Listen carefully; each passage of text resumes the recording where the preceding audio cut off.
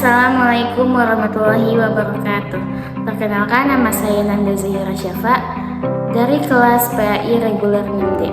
Di sini saya akan memaparkan materi terkait sejarah diangkatnya Abu Bakar As-Siddiq sebagai khalifah pertama dalam Islam.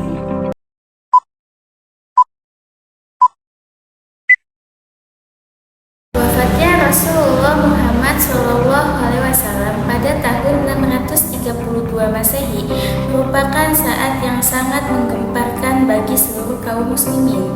Beliau yang menjadi pemimpin agama sekaligus pemimpin negara bagi umat Islam di Madinah meninggalkan kekosongan kepemimpinan yang luar biasa.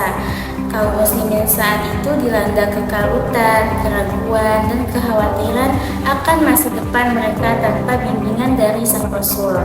Namun, di tengah situasi kritis ini, sejumlah sahabat Nabi yang memiliki pandangan luas dan kecerdasan berpikir mampu bertindak cepat dan mengambil langkah-langkah penting untuk menjaga persatuan dan keutuhan umat Islam.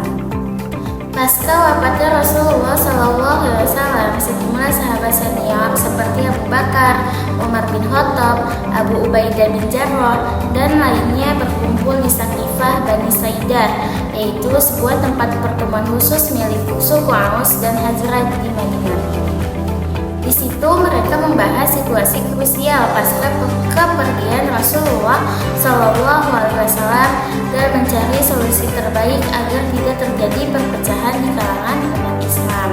Nah, dalam pertemuan ini perdebatan sengit terjadi antara kaum Muhajirin dan kaum Ansor terkait siapa yang berhak menjadi pemimpin umat Islam selanjutnya.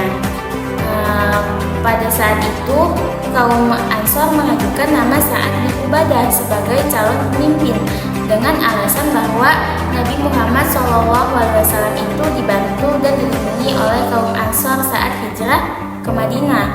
Namun, Umar bin Khattab dengan tegas menolak usulan tersebut dan menegaskan bahwa kepemimpinan harus jatuh ke tangan kaum Muhajirin. Kenapa? Karena merekalah yang pertama kali memeluk Islam dan berjuang bersama Rasulullah SAW sejak awal dakwah di Mekah. Di tengah perdebatan yang semakin memanas, Abu Bakar As-Siddiq, sahabat terdekat Rasulullah SAW, mengambil langkah bijak dengan mengajukan dirinya sebagai calon pemimpin pengganti Nabi.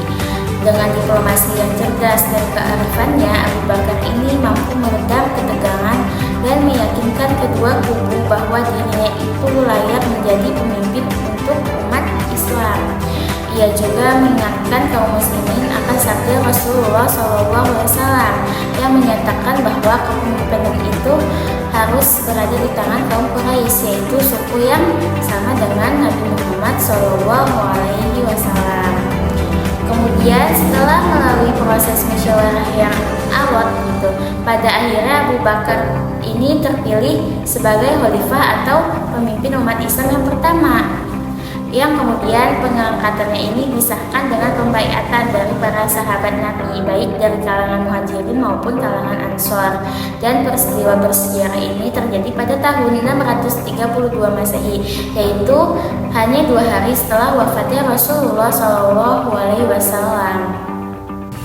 Untuk mempersatukan kaum muslimin, Abu Bakar As-Siddiq ini mengambil langkah-langkah strategis. Pertama, ia ini menegaskan bahwa dirinya itu merupakan khalifah atau pengganti Rasulullah SAW dalam memimpin umat Islam, bukan sebagai nabi atau rasul yang baru. Kedua, ia juga meneruskan perjuangan Rasulullah SAW dalam menegakkan ajaran Islam dan menyebarkan dakwah ke seluruh penjuru dunia.